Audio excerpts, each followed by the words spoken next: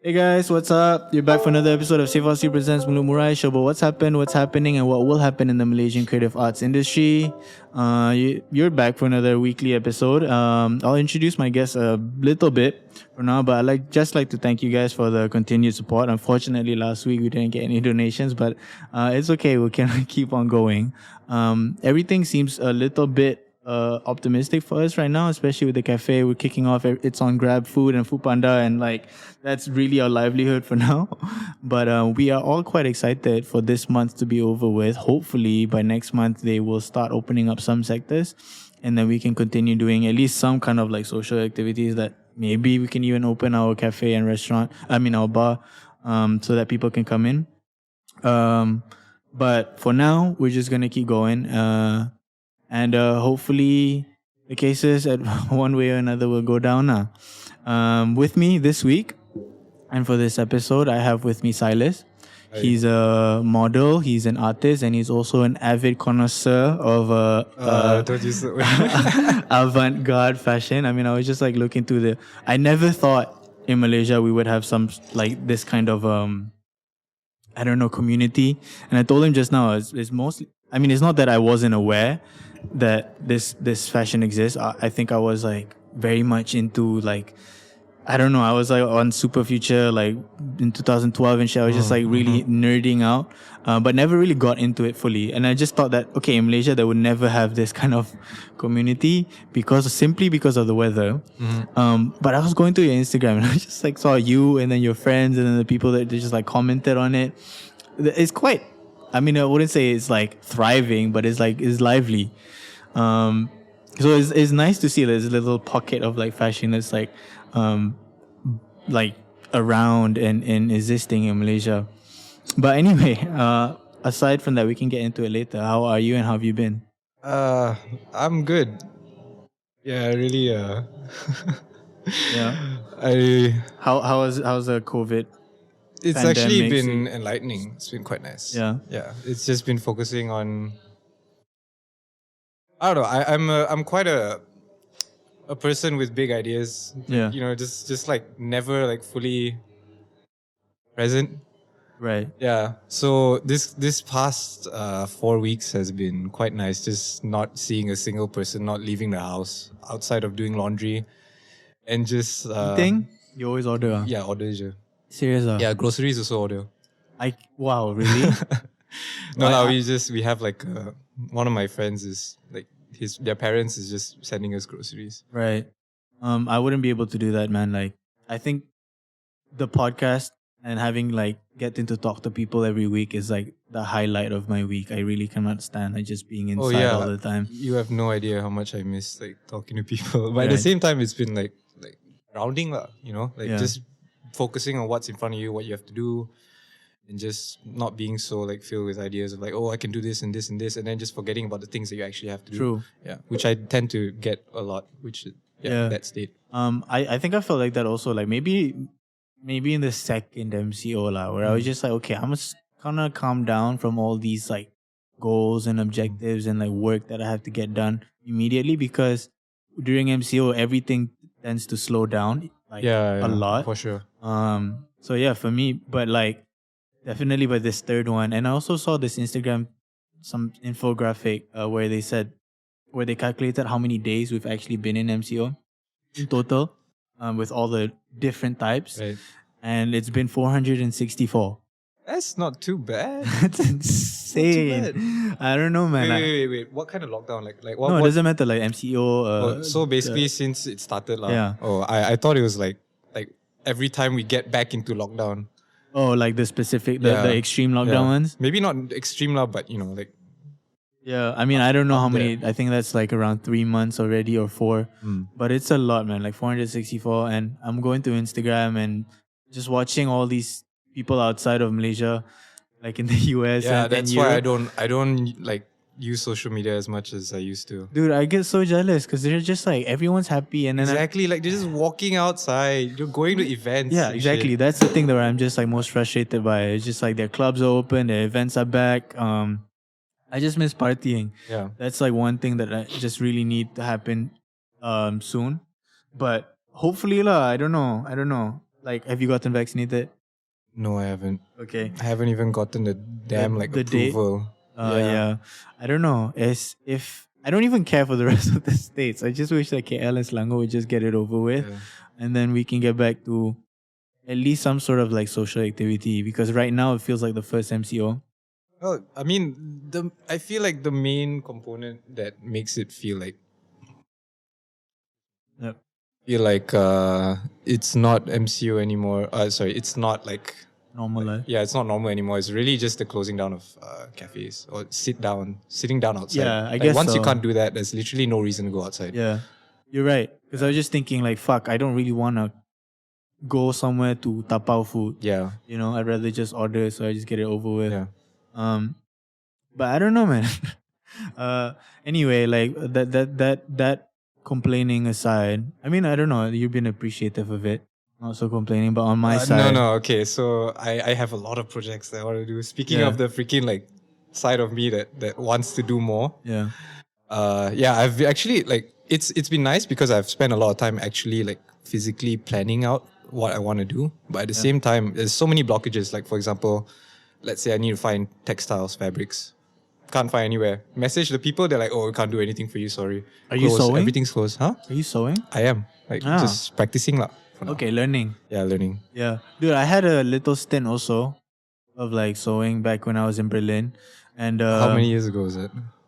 2 years ago, and then I was like, fuck it, I'm going to sew a jacket for Alicia's birthday.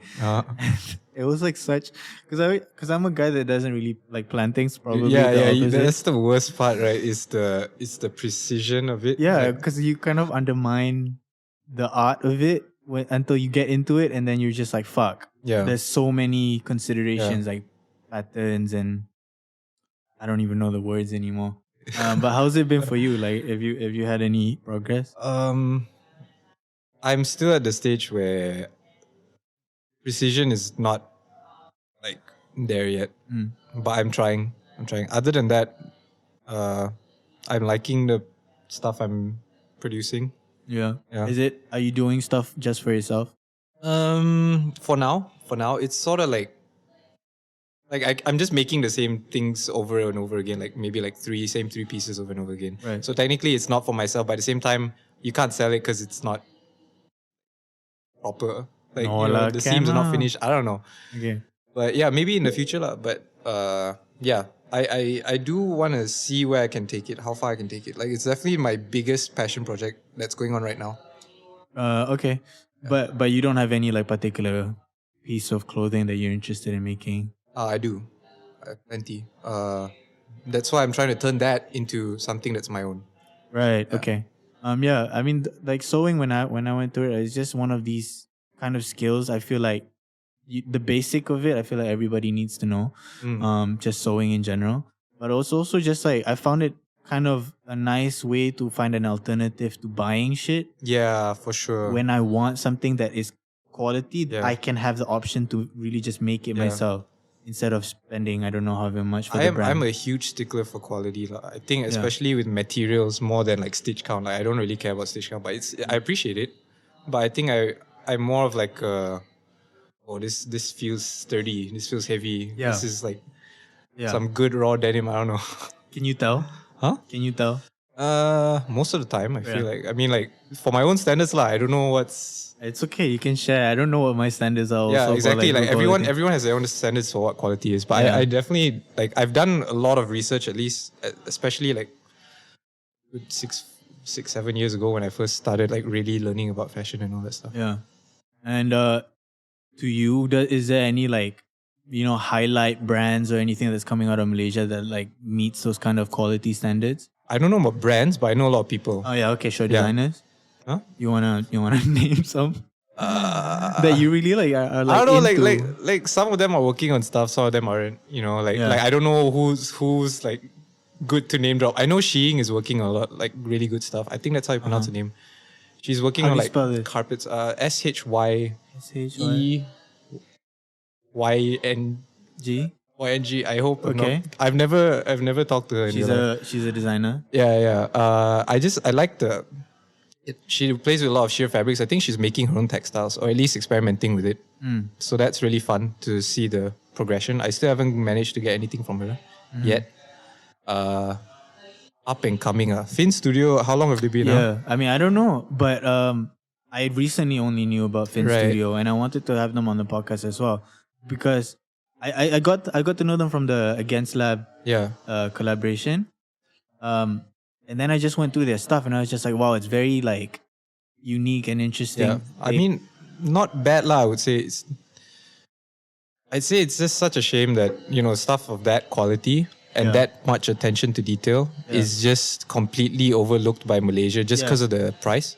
And I would say they're priced really reasonably for Yeah. what they are. I think so too. I don't even think that you would say it's expensive. I mean, I would say like $600 for a cardigan, for example. Who's gonna like Malaysian people are gonna think that's expensive. Yeah. I mean, for sure. Sorry, I think no that's too loud.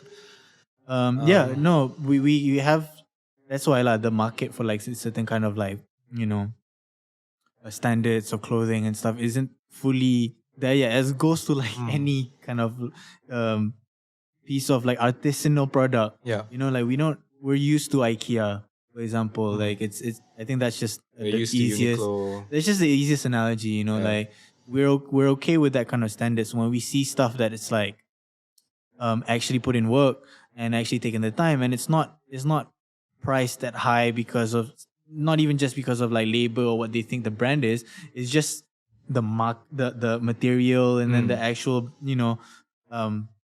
value to produce the actual product is so expensive. Yeah. Like, for example, one of the brands we have is my friend's brand, Idol Ido. Oh yeah. Oh, you're close to them.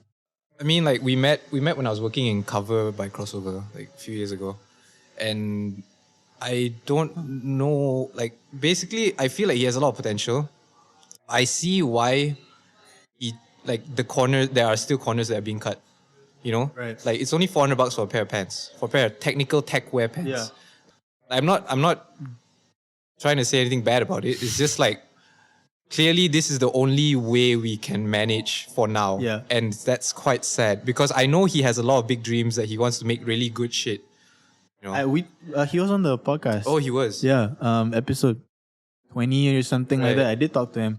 And then but he did mention something like that lah. Like in order for him to be able to really produce Right. products and clothing that could work in the Malaysian market, he has to have some sort of like affordability or like some aspects of the product that can connect with the Malaysian audience. But also he said that that's why he paid a lot of attention to international markets. Yeah. And he prices it in USD and stuff like that.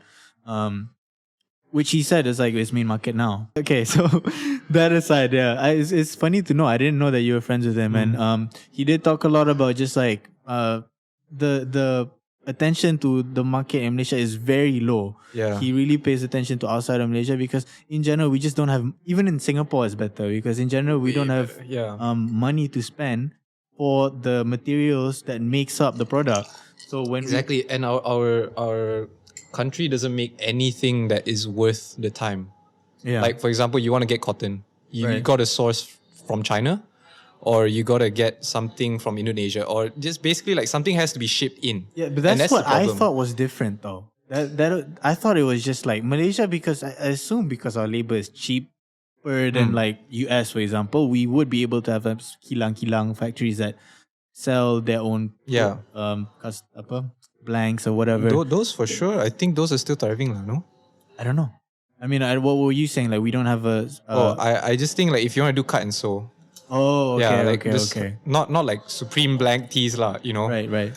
But yeah, if you want to do cut and sew, that shit has to be sourced, especially if you care about. Because there are people who like, oh, maybe you just make thinner fabrics or it's still fine. It's still fine. But like for me personally, I like the Heavier the stuff. heavy grade stuff. Yeah. Yeah, and then if you do want to like custom at like some factories here in Malaysia, the MOQ is like ridiculous. Yeah, amounts. for sure. So you really have to like be on your shit to be able to get that. Yeah, back. and I think the whole maybe one of the reasons that is dying out is because streetwear as a whole, like, what's one more taken box over. logo tee? No, it's not taking over. It's a bit like dated. Saturated. Yeah, saturated, really saturated. Like everyone wants to print their logo on a tee for some reason. I don't understand what's the I mean, hey, this it's like you're not really paying for the clothes, right? Yeah. In streetwear anymore. It's more about just like your support. It's more like merchandise instead of the clothes itself. Um, I mean, I don't really want to shit on the streetwear scene. No, so- actually, I feel like it is quite practical because what else are you gonna wear in Malaysia, right? no, but that's the thing. You can wear like I told Sean from Against Lab like. I like your stuff, but sometimes you make jackets and hoodies, and I don't want to wear that outside. You know, why don't you just make a tank top that can work in Malaysian kind of climate? These kinds of like pieces, these kind of clothing that's more appropriate to our locality. You know, You like made like Hawaiian shirts, right? yeah. I mean, no, this was Wait, way back then. This was like does Sean ship like sell internationally? yeah. Like to where? They're on Hypebeast now. Oh wow, okay, Yeah. then they're doing great. Now it's fine. I was talking to them like 2 years ago or Right. something. But I mean that's the streetwear thing, and then I think I've said so much shit about it already, and how it like Tempatan Fest and stuff like that. It's kind of skewed the way of how the community kind of appreciates clothing. Right. From the actual clothes and product into more of like the brand recognition. I really think it's the customer base. Like, Yeah. what are we willing to shell our money out for? Yeah. Oh. I mean, obviously, once like our perception is skewed, and we're just like, fuck. If it says Supreme, it's worth like $500, and if Yeah. it doesn't, it's worth less. I mean,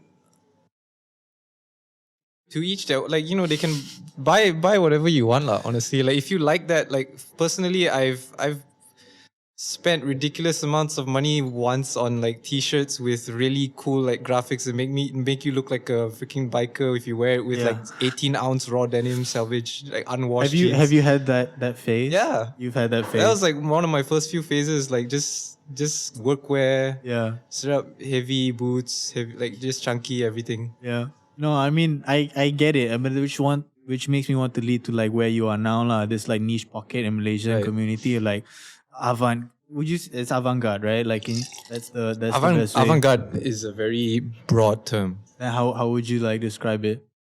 That's the thing. I don't like. There are like terms that people used to use lah, which was really cringy. Which is Like goth ninja, What's- darkware, all Oh, that shit. yeah, You yeah, remember yeah, that yeah, super yeah, yeah. future shit? Yeah, I'm yeah, sure you've yeah, seen yeah, it. yeah, Yeah. I have, So I have. I don't get like 2015 kind of stuff. But I mean, I don't really feel like I fall into any genre. I just honestly every day Yeah. I feel like wearing something different, then I'll wear it. But then I just like having uniforms in whatever mood I'm in.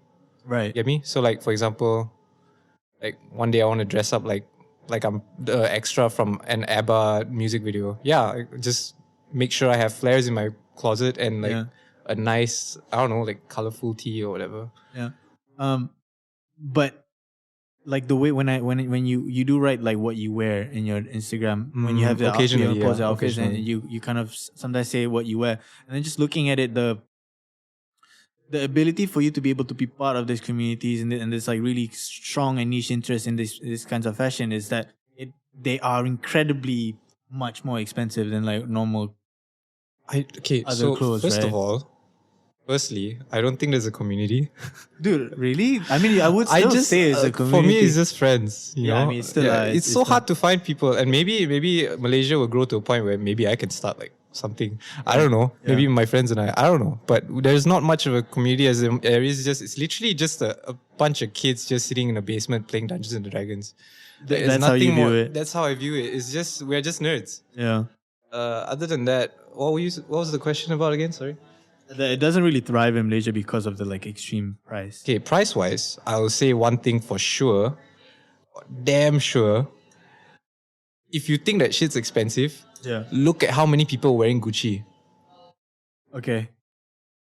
Is it comparable? It's Gucci. It's way more expensive Really? when you have a Gucci's way more expensive. yeah. Like I would say, it's like being able to constantly buy and afford something like that versus buying avant-garde stuff once in whenever they decide to release. Right. You know, because first of all, avant-garde or like artisanal stuff, I would say, Yeah. is stuff that is timeless and it's more like a hobby lah. You know, it's like you're just collecting something that you want to keep. You know, it's like collecting maybe action figures or coins. And most of those things are quite timeless, and you tend to once you're in that mindset of like, I'm gonna dress like this because colors are, or like just like closet. My closet is getting too confusing. Like I just want to dumb it down. Like I can pick anything. Even if they're different colors, they go. Yeah. Once you start thinking like that, you're gonna be like satisfied with what you have, right? Yeah. Like, and you tend to like not be looking as much. Yeah. Maybe you're looking for things you don't have, but you feel like you have everything already. Like literally, not much. So the commodification of the clothes is like, it's not so much just like trending on Yeah, product. there's no trends. Right. It's literally whatever you want, and So- that's the problem. So the comparison of the purchasing and how much money you shell out for it is like, Yeah. it's almost the same because Yeah. like you rarely actually Yeah. spend and buy. I mean, it's like no shit lah. Avant-garde is always going to be more niche because not a lot of people will, like less people will like it, but the people that do are enough to sustain the genre to keep going. Yeah. And I feel like maybe Malaysians just like we need more people like that lah. I mean, I'm not gonna force anyone down anyone's throat because it's very specifically like down to taste. And I know a lot of people close to me don't share the same taste, and I completely understand. Yeah. And no, it's what's interesting for me is not. I mean, I understand it, but what's more interesting is that there are these really like strong, I don't know what. I wouldn't say facilitators, but like supporters of and people like you who are really enjoying the genre of fashion. Because there's no other reason to be in it. Yeah, Yeah, exactly. if you don't like it, you're completely like blinded to it. Yeah. But what I want to do is like compare it to like music, for example, or any kind of like niche film genre or something where that, to me, I wouldn't say that it exists so, how do I say this? People don't really shell out money for like a specific niche of music in Malaysia. You get what I'm saying? There are like people who like understand it and people who listen to it, but are not really like supporting the actual creators and the artists that make the products. Because in Malaysia in general, you don't view music as something that you buy. Yeah, I understand. Which is why I wanted to highlight something like the streetwear scene and how fast things go on Uniqlo and cheap products versus appreciating a genre of fashion or any art form so much so that you just say it's simply a hobby and I want to support the creators that create these products. Yeah. And like I wouldn't see that. Like I wouldn't say in music it really exists anymore. Maybe 10 years ago people were buying CDs and cassettes and vinyls and shit. But now really like, music's everyone, now you get the money from the streaming services. yeah, right? but like very little, I know. you know. Exactly, that's the problem. Yeah.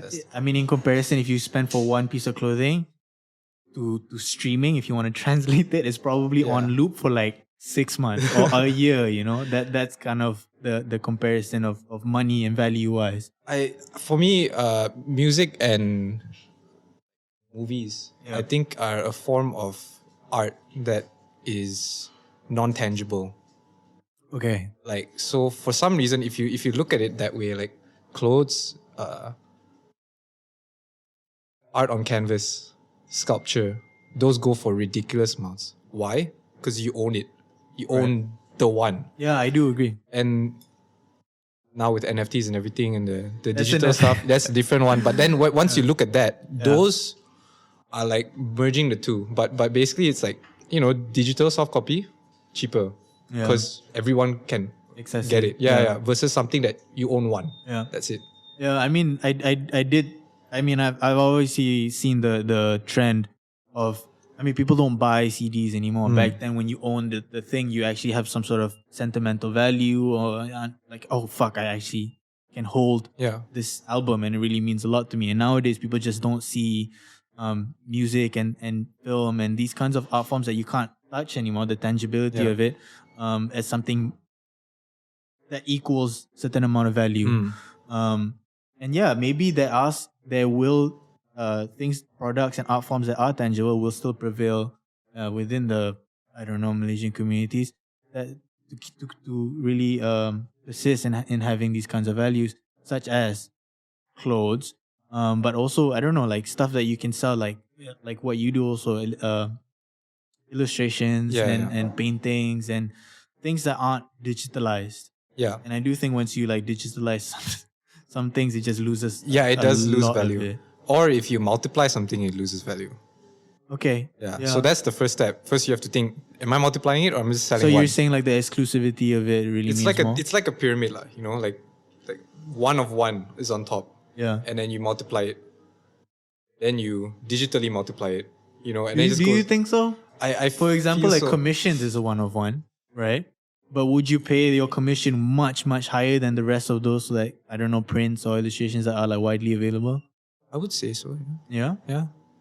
Like Okay. I wouldn't say much I higher. mean, I wouldn't say for you. I'm saying for like the In general general, public yeah, that I would get like it. hire Yeah, you. like of course. I think once it will depreciate once more than one person has ownership of it. Right. Which is why the whole I'm not going into that topic today. You can also. It's totally fine. We no did talk lah. about it 2 episodes ago. I mean, not really NFT lah, but like blockchain technology Yeah. and how we kind of like can track ownership and credit the. Yeah, It was I mean in the form of that's music. incredible for people. Like it's literally just making ownership a real thing for a digital product. Like, that's crazy. Yeah. Which it kind of like solves this problem that we were talking about. Yeah, Which is also why people went to like what 69 million or something. yeah, and that's also why there's a lot of people against it. Yeah. And it inflates the market Yeah. and kind of fucks everything up. I mean, I guess the only conclusion we can gather from this is we'll see lah. Like with NFTs, How do you see it? What's your personal opinion? we'll see. Okay. Like my personal opinion is, Do you agree with it? it's just a platform. It's like any It's other a tool. platform. It's a new, booming, strange platform that people are like have to learn about to understand. Yeah. So that makes it, interesting enough to have potential to grow lah. So, but for me personally, at least for now, I'm still not making digital works. Yeah, I mean, I don't think people. I know a couple artists in Malaysia that like dabbling into NFTs and stuff. But I don't think we're in. I would have wanted to have them on, but I can't really find someone who's like really prominent in Yeah, that. because people who are good at it have been doing art for ages and have been good at art for ages. Yeah. It's not like you just like you suck at art and then suddenly you make an NFT and then suddenly you make a lot of money. Yeah. That's not how it works. There's still like the art hierarchy and shit like that, business Art, models. the artist is more important than the art. Yeah. Just pulling you back into like this avant-garde fashion. I just wanted to ask your views on like Malaysian designers that are creating in that field. I mean, particularly Jocha lah. I mean, I'm wearing Jochas. yeah, and forgot Motogo. Motogo. Would you say Or what? for the avant-garde fashion as well? But Jocha had a store. I was thinking, Disappear. You remember the Disappear? Oh, that was the one Disappear? with what's Who's his the name? other guy? I don't. That's the thing. That's what I was thinking. Jeremy. I'm so sorry, something Justin. with Yeah, I really hope so because I did a job for you. I totally forgot his name, but did a they're no job for longer him. around anymore. But like, what do you think about Jocha and like how his strides within that world? Justin Chu. Justin Chu, yes. I've never actually been to the store because I wasn't It into. was very small and didn't last that long. I think. I wasn't like back then when it came out. I didn't know much about fashion. I was still just on forums, just in my own head, like wearing cargo pants, basketball shorts, my basketball tank tops. Just and like slippers. But living now life. Huh? you're heavily into it with Jocha. I would know lah. I think I just collect what I like lah. That's okay. Like, I Are don't you like friends to, with them, Jocha and Motogo? need to talk to them. Like Jocha is quite like it's nice to meet up and catch up with Jocha. Yeah, it's quite. I mean, what I wanted to fish out was just like the health of the Malaysian fashion scene, and how well they're doing. So with Jocha and Motogo, they're both selling internationally, right? Yeah, So that's their market. yeah, I would say that's sustaining them a lot more than like. Was it Isetan? Isetan. Lot 10. Yeah. Yeah. That's where they're held, right? The Japan store. Oh yeah. KLCC. Yeah. It's not lot 10. I think it's KLCC, right? No, it's lot 10. Really? Yeah. Yeah. I mean, Fahrenheit, sorry. but that's the thing. What I wanted to say is that okay, so these guys are really trying, like thriving outside, but they, for me, have some sort of like still strong identity with Malaysia. They didn't like completely abandon, Of course, of saying course. like, okay, they still get models from here, they still kind of base here, right? They it's nice. It's really, I appreciate it. I appreciate that they still come back to their roots and still like source people from Malaysia, source photographers, source crew, Models. yeah, everything. I don't know what I really don't know how they're doing. Right. Yeah. I mean, I don't know either. I just like look at certain brands.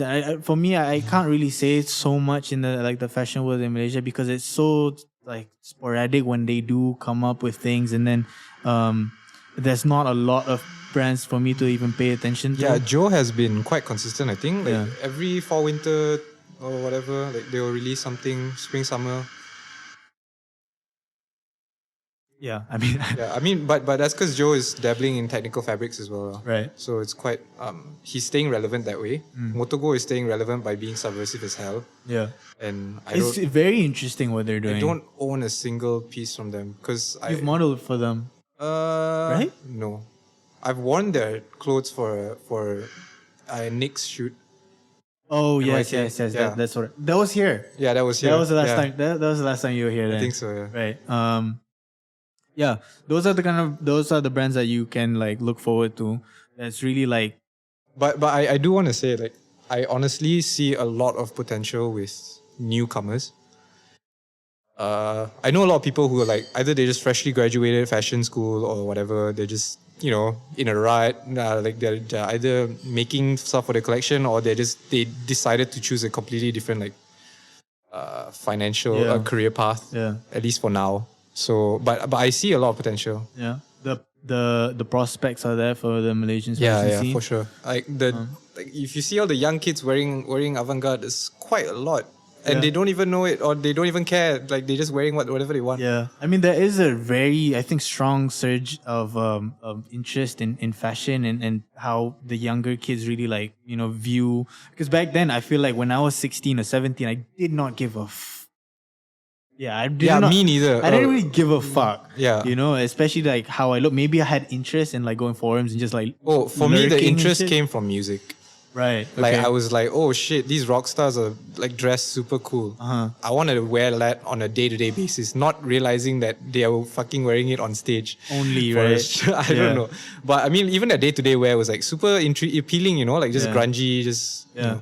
But now I'm seeing that a lot of kids are just like super into fashion, and obviously because there's a very heavy focus on identity on Instagram and music as well, like and TikTok. rappers. Yeah, I mean creativity in general. Yeah. Just like there's a surge of creativity because strong understanding of identity. Like Yeah.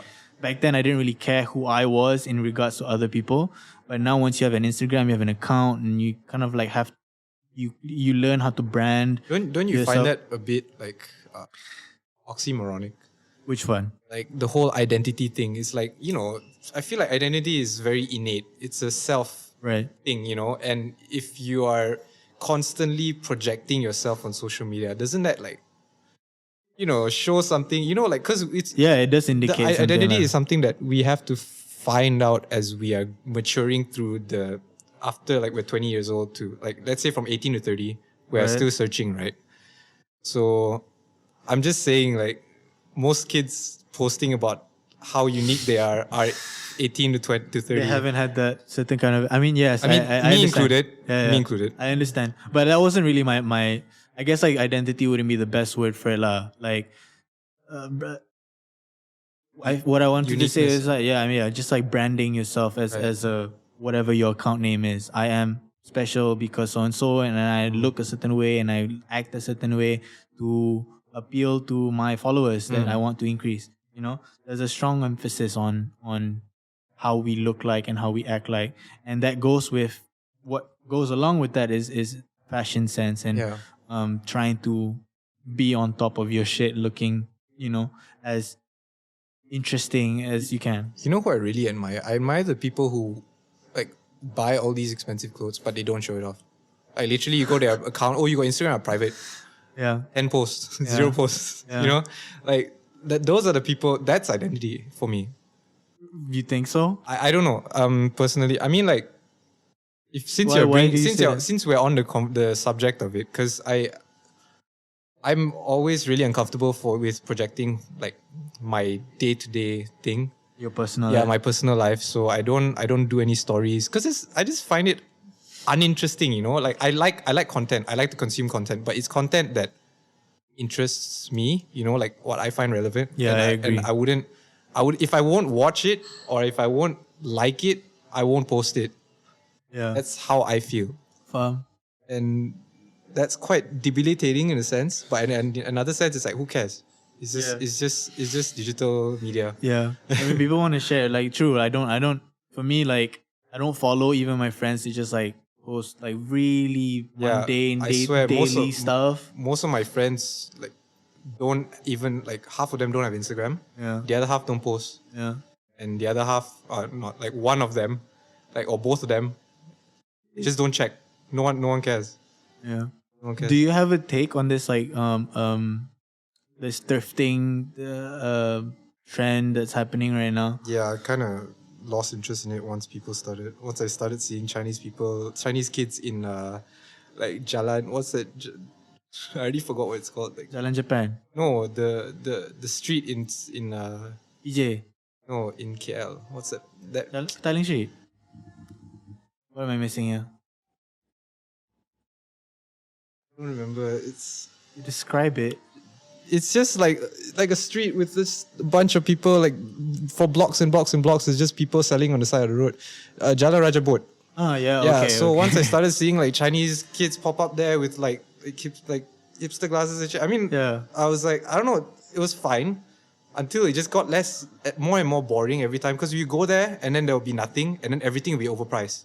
Right. So it's like you just go home each day like just thinking like, what's the point? That's a waste of time. Yeah. So I just stopped. That's my main take from it. There's a lot of emphasis that people kind of mask the thrifting, the trend into becoming like something sustainable. Yeah, don't buy new products. Obviously, it's a good thing for the environment. You don't like keep producing because there's less demand. But also, once you like heavily put emphasis on Where do your clothes go? yeah, I mean that is a question. Also, I have lah. like 3 suitcases ready for the next market or whatever. Yeah. Yeah, because like you buy you keep buying Yeah. stuff and then you have sort of inflate the curation aspect of it, so the price goes up anyway.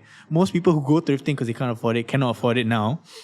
But also you have 3 closets, 3 wardrobes full of thrifted clothing. It doesn't like, change what much. the hell? It's just all the same shit. And I guarantee you, these people are buying the same thing.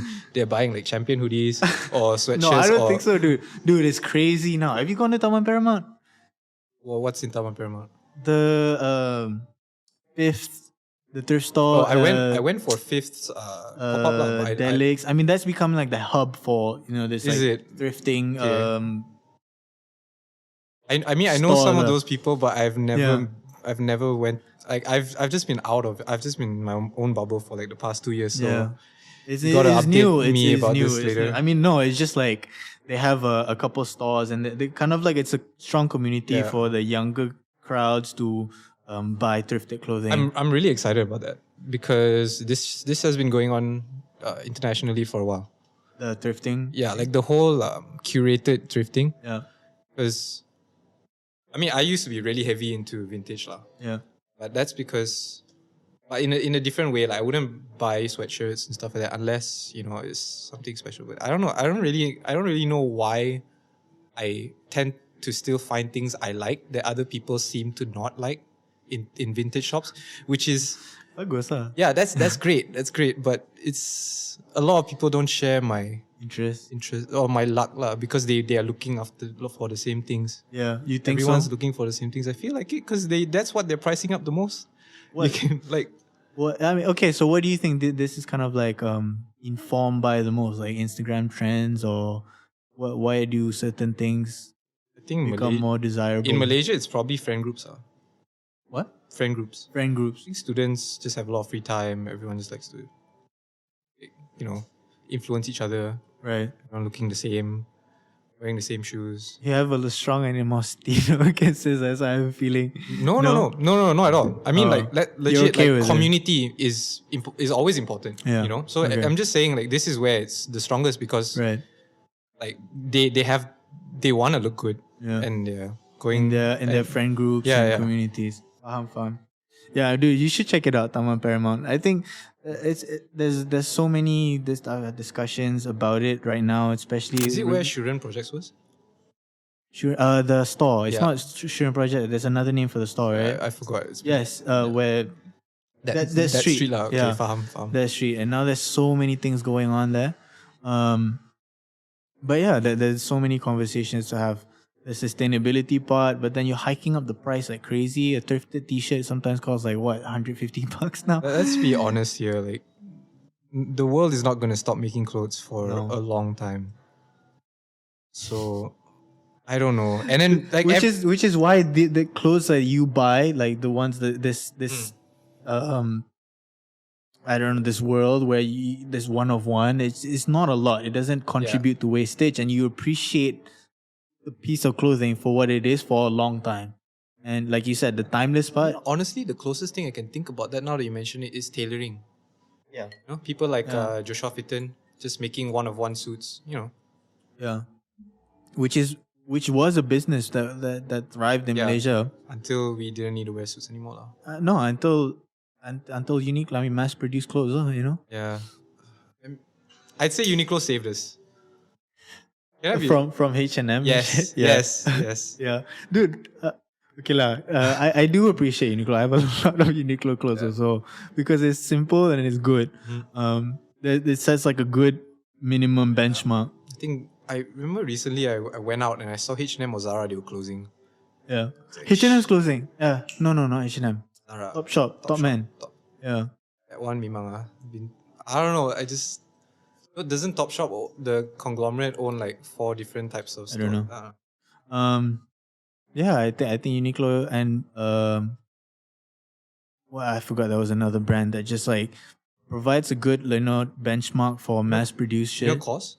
Yeah, COS is H&M. Yeah. So are you talking about COS? No, I'm talking about Top Man and Topshop. I don't know what else the company owns, but H&M and COS are the same company. Yeah.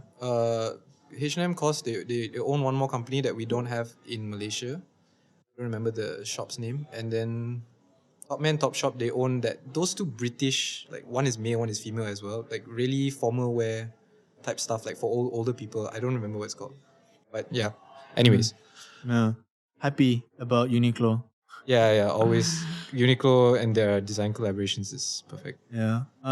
Okay, now jumping into your modeling career. I told you earlier before the episode started. I just wanted to like touch on basically how you're mostly known and you mostly work as a model, right? It's the side of me that people see lah. Right. Okay. And you have been signed to Topboi for the most of your modeling career. Yes. How has that been given the pandemic and like in general becoming a model in Malaysia? Like how are the prospects of that? Yeah, like I was saying, like before this, before we started filming, my only benchmark for male models is myself, and for female models, it's like if you think about it too much, you'll just start getting really depressed about your own like job aspects, Right. prospects. When I started, it was going great. Then I did take like a 6-month hiatus because of my knee surgery. And when I came back, it was like 2 months, like 1 month before pandemic. So I didn't have much time. But after pandemic, it definitely struggled. I struggle a lot. But when I'm talking to a lot of models, when I do get jobs nowadays, and I'm just having conversations with them, they usually say that they're doing great. It seems like they're doing great. I mean, like female models especially, the hot ones are constantly on their feet, like just tired all the time. Wow. But that's as far as I know lah. I mean the same question that I asked earlier also is just like, do you think is it just a male versus female thing? Like in the modeling or the fashion world, there aren't male faces that really, or there aren't so much attention on male faces instead of female? Like, Or is it also just like a, cause of the pandemic? I think if we're going to tackle this topic, we're going to have to go back into like fashion for males versus females. Right, okay. Like fashion for females is this huge world, Yeah. Like like girls can be into fashion for anything, any reason, Okay. Like it's either they just want to look good or they really like Margiela or whatever, anywhere in between this spectrum. For males, it's either like I have to buy it because of X. Like I either want to look good or I need to play basketball, so I need to get basketball shorts kind of thing, or I need to Yeah. get a jersey. So like the practicality element. Practicality. So like, oh yeah, I need a raincoat. Let me just get a raincoat.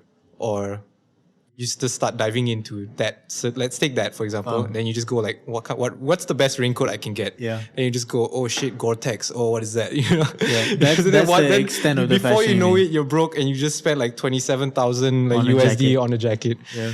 And that's the part that. So it's either you're a nerd or it's functional. Yeah.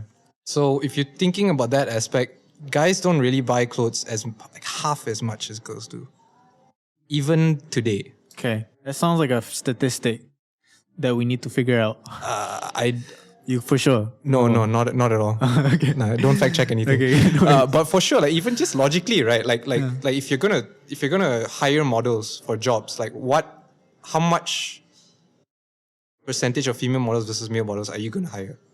You have to hire. Because what is that percentage that you're going to sell to? Like, what's your market lah? Mostly it's always going to be female. Okay. Yeah.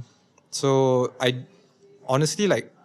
So you're saying it's not even a particular interest in a certain models. It's just the fact that females need more. There's more demand for female models. For sure. Because okay. to that it's such an extreme to where even people like male models just cannot get to the popularity that females do. Yeah. I mean, they can get really high, but a lot less of them can get really high. You get me? Yeah, I mean, because there's not that much demand. Yeah, exactly. Yeah, so only a few can really So, reach that I mean, like, extent. I'm not going to complain about that because that's memang like customer demand, right? Like which models they choose. Yeah. It's not really up to us. We can do our best, but at the end of the day, we are literally just mannequins. Okay. It's not much to the job, guys. Firm. I mean, I mean, putting into perspective, like you can't really. I wouldn't say I can really name so many male superstar models in the world. Like even in Malaysia, like I would say the first biggest name that pops to mind is Malik. I don't even know. Exactly. Yeah. No. Now I see it. I guess so. Yeah. Like you mentioned just now, if I talk to Cheng, which I mean I would. I've already asked her. She was one of the people that's supposed to come on. But I'll ask her perspective also, like how has it been for her, in general, just getting jobs or not. But how, like aside from that, like you working for Topboi as a independent Malaysian agency, we've had some other models before as well. How has it been like in general, like getting your foot in the door in the modeling world? Have they provided the kind of platform that they are set out to do? I'll say the first year I got a lot of jobs, like just crazy. I don't know why I blew up so fast. Yeah. Because I was the only top boy in the agency, aside from someone else who has left the agency, who was new. Everyone else has been there for ages, or they've at least been shooting with Ridwan for ages, to the point where Ridwan was getting them jobs before the agency. So I was new. And it was quite surreal, I think, for the first year until I broke my knee. Then after that, my frame of reference is quite shoddy. Because, with modeling, you get popular, like you get a lot of jobs, like maybe 4 months in a year, where it's just a lot crammed. And then the rest, you're kind of like, oh, no one's making anything. No one's doing anything. Really? Yeah. You get like maybe 1 job every 2 months. Okay. Why is that? Because fashion seasonal. Oh, okay. Yeah. Fine. So you mainly get like the jobs you're getting for, like I'd say campaigns, they can shoot whenever they want, but they're still shooting for the same like target deadline, which is like fall, winter, spring, summer. Yeah. Yeah. But what about like gigs, like corporate gigs, like commercials and shit like that? Is that something that you've done? Yeah, I've not enough. Okay. I'd say like less than, like I can count it in one hand. Oh. Yeah. So they're also even in the commercial world when they're like doing in the corporate world when they're doing like commercials and I don't know what the fuck they do nowadays. I think that's it lah, commercials. The talent required for commercials and stuff like that is it's a very different world from fashion. Okay. I'd say it's a lot more sustainable. As a job. Yeah, like paid actors, like male actors even, they probably get a lot more jobs and are paid a lot more than strictly fashion models. Okay. I mean,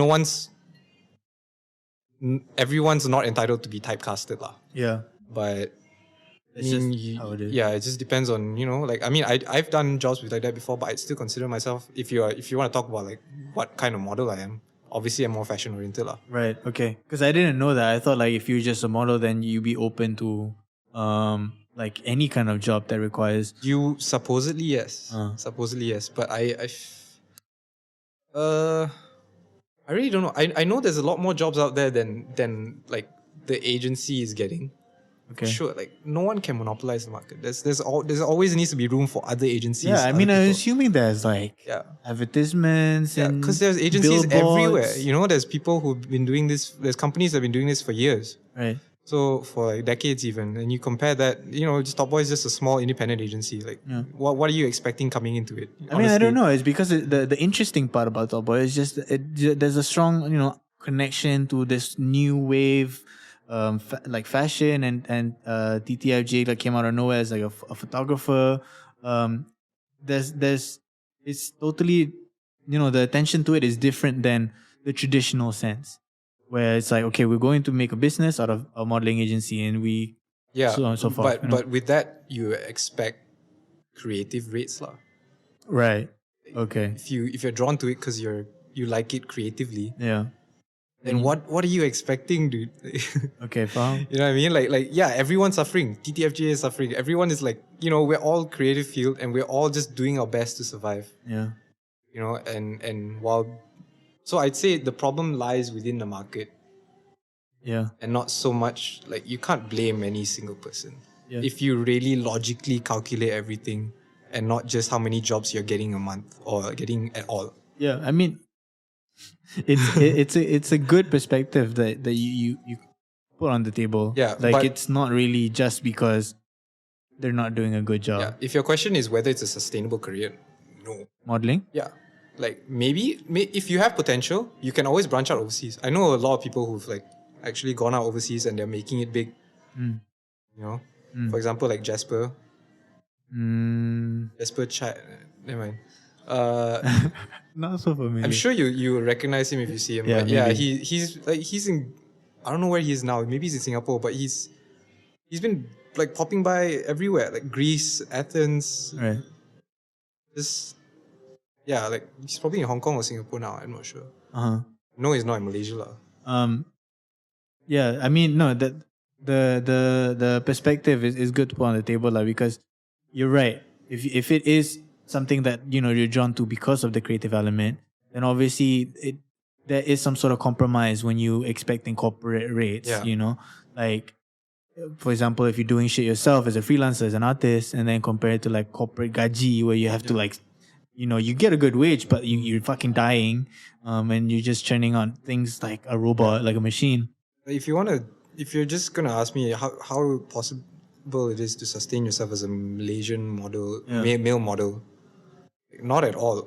Like what you just expect your whole career to just be standing in front of a camera and doing whatever other people tell you. Yeah. Like that's like there's a reason why. I thought that's the job. Yeah, that is the job, but that's the thing. Like there's a reason why it's like. It's so replaceable. Okay, You get me? Yeah. I don't know. It's just no. I mean, it's an interesting take because you would assume people are like really. There's like superstar models, right? People are just like, oh, I want that face, that particular face. Like for example, Nia. Like, I think people who do modeling, they get to a point where they just they want more control or they want more creative freedom, so they start doing their own projects.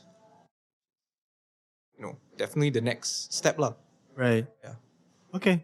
Yeah, I mean, that's also like a trend that I've seen right now. Like, a lot of people are just like, I mean, starting on and becoming models or photographers or whatnot at their own accord. Yeah. That they can do for their friends or stuff, and elevating that quality of work and art form within the smaller crowd and communities I guess instead of that's like fine if you're not still studying or whatever. if you're not necessarily needing the money lah. True. I mean, dude, that's cool lah. I mean, I didn't see it like that. Mm. I didn't really come into it thinking like, oh fuck, it is quite difficult also in general. No, I completely like. I'm not trying to like diss because everything I've heard has been like, oh, models don't get enough wages. Yeah. They're not appreciated enough. Like, but then I'm just trying to like I think that too, but at the same time, here's maybe why. Mm. You know, and You know what? I thought models would be different, contohnya because of the pandemic. But shit still needs to sell, and you still need models. For example, so like other jobs in the But creative field, like puts on a pause. For example, musicians can't perform, but still you would need models to sell your product. musicians still recording, man. Yeah, but you don't sell it. Yeah, but at the same time, it's like what are you selling with models? Like you're selling clothes to who? Who's going out? What's the point? Don't know. I don't know. Unless you're selling You're selling loungewear. like Shopee and shit. Exactly. I mean online lah. I mean that's my point. So, okay, faham? Yeah, you're still selling on Instagram. You still have a platform to really promote yourself. There are a lot less people selling now. In general, I don't know. I don't think so, I dude. think The online- creatively, not like the Zalora kind of thing where it's like Faham. big budget. You know, you're selling to a huge range of products. But like in terms of individual designers, I'm sure it's been slowing down a lot lah, Yeah, for faham. good reason.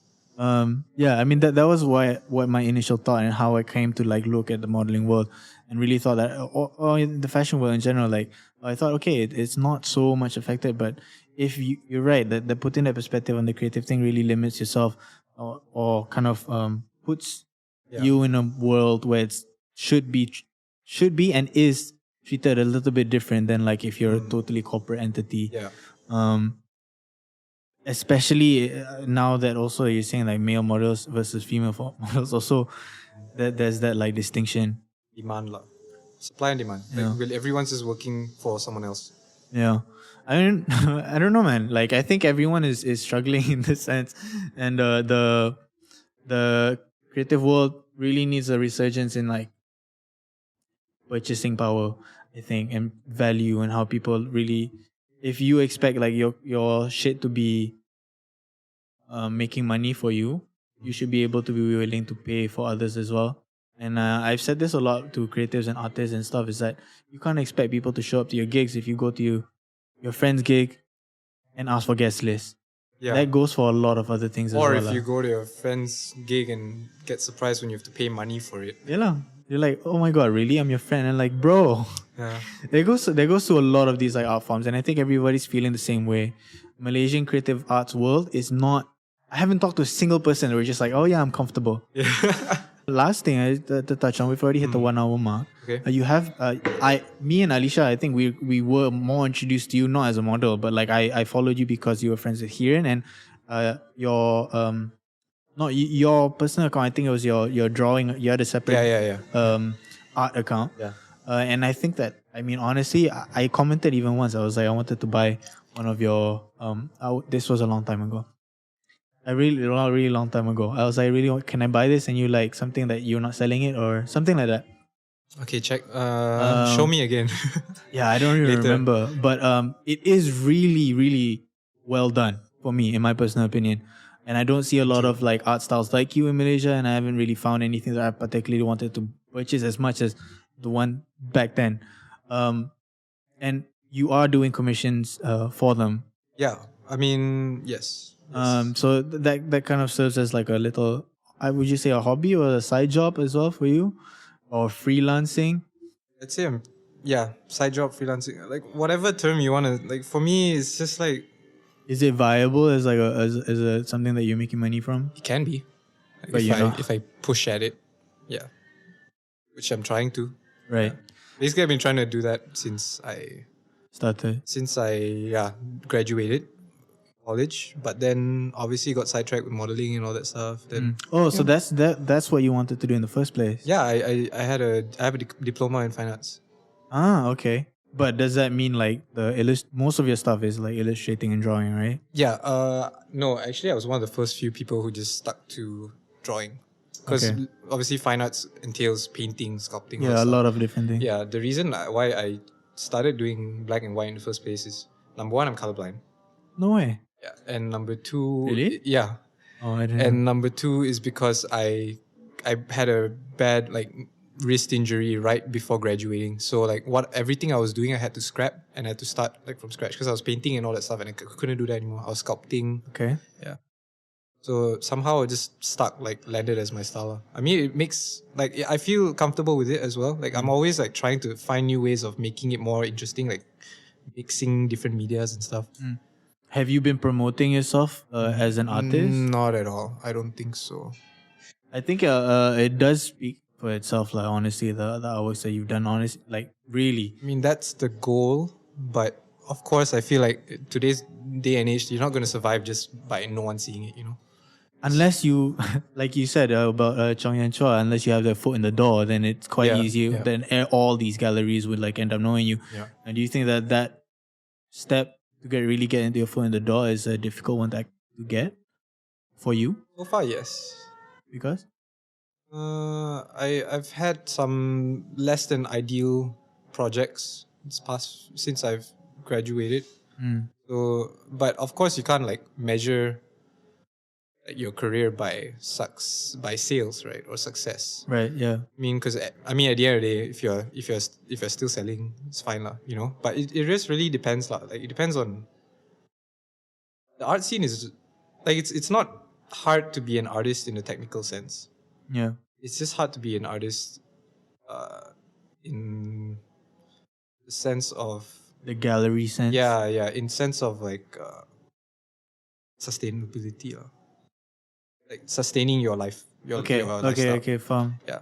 Yeah, I mean, even I haven't talked to a lot of fine artists that like have had the opportunity to exhibit their material, their artworks in galleries. And I do try and see how distinct their approach is to art in comparison to people who do like you commissions or who do other freelancing work like for corporate and stuff like that. The approach is totally different. Like one is like you're doing things for a service as a service, and another is like you're doing artistic material for yourself. And I don't really understand how the sustainability part of it works in the fine arts world. Do galleries pay artists to have their work there, or do they just get the commission? They get the commission after it's They get sold? the commission, but also art sells for a lot of money. In Malaysia? Yeah, that's the thing. Even in Yeah. Malaysia, like Okay. ridiculous amounts of money Okay, they are okay. worth. I'm not saying how much they are making because I don't know. Every artist is different. Yeah. Like how much are they selling? But I know that if you're a constant name in the gallery's repertoire, that you're probably like doing something right, and you're Okay. probably selling enough. So it is still like a viable. Yeah, for sure. Okay, because I was talking to Chong Yan, and he's like, "Oh, it does reach a lot of money." I mean, obviously not like fucking international level, but it's like you can. He you said can 500, survive 600K. lah. Yeah, I was like, okay. yeah, can survive. I mean, as an individual artist in Malaysia, and when you look at that, and you're like, "Oh fuck, that seems like something that you would want to." You would want to, and it seems so far away. Yeah. I need to talk to people who maybe have sold an artwork for that amount of money. And How much? 500K. I don't know. He said that it reaches up that much. That one I don't know. I think the highest I've seen is like 100 lah. 100K. Yeah, Like one piece of artwork. yeah. Still quite a lot lah. If you churn out like shit all the For time. sure. But yeah, I do want to talk to people who are comfortable in that field. But is that like your direction? Is that something that you would like to go towards, or is it more of the service side Yeah, that's the direction. as an artist on your own, right? I mean, okay, so the thing about my commissions is I don't get a lot of those jobs, but that's just because I do stick with my style. Right. So people are coming to me for my style, like Yeah, yeah, yeah. specifically like, oh, you want something drawn like a goth, like biblical book from the like religious book from the 1800s, then yeah, come to me. Yeah. Like just pen and ink. But if you want, I mean, most people like there's so many genres out there right now, and I'm always like experimenting, trying new things, trying new methods. Yeah. I mean, I think you have developed your own style, definitely. And like for example, Alicia, she is doing it for the service as well. But she's grown her portfolio to be so distinct. That's the ideal goal, for Yeah. sure. To really distinguish herself as an artist, and people are just like, okay, I want to hire you not because of your technical abilities, but your artistry and your artistic identity. Yeah, I think your artwork is definitely going in that direction. I haven't followed I do follow a certain amount, and I like this like black and white looks as well. So I do follow a lot of Instagram accounts that do that. But it's nice to see it in like a Malaysian context. I hope that you can get your foot in the door someday and be able to do a gallery exhibition or anything. Thank you. Yeah, so I think we've reached our point now of the end of the episode. So thank you for showing up. Thank you so much for having me. That's it. Sivasu presents Mulut Murai, and I'll see you guys next Tuesday or whenever that I get to release an episode. Thank you. Bye. Bye bye.